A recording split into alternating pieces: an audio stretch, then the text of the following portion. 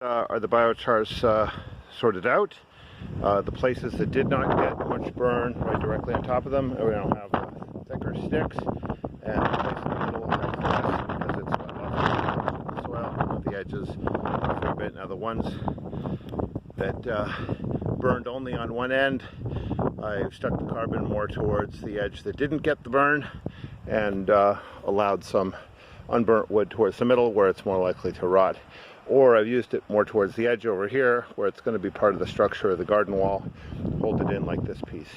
Now only about 2/3 of the carbon is left here, and I've shoveled off every loose bit I could get for this other garden, and I also took most of the small loose sticks, which will be easy to cover for the minimal soil that this one is getting. So there is a mature one, not a whole lot. You don't want to burn the soil.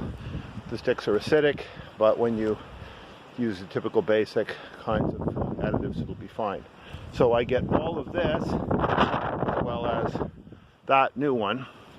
The other feature worth pointing out is that now is the time to start structuring any additional sort of support the garden needs. So I use this big log here because this is going to be where this is the keyhole part. This is where you stand to reach all the way into the center. But that means it needs something fairly strong to keep it from banking down. So why not provide the structure and the biochar at once? Likewise over here, this is where the garden starts to fall off. So I put that big end out there. So when there's soil in and up around it and rot under it, which will all get filled in, that will still be providing carbon fairly high up. And over there, I had less of an actual, probably least burn in that corner. So I've got most carbon in there. And over here, the wall corner is not quite structured yet. It's still piled up. So I know I'm going to be covering that in soil and another log. So that's where some more redbird stuff can go. This here,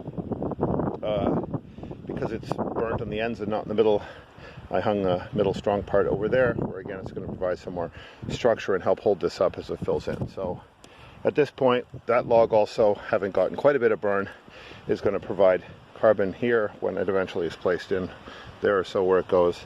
So I'll have carbon within, I don't know, 20 centimeters, a good carbon source of within 20 centimeters of any plant that is growing here.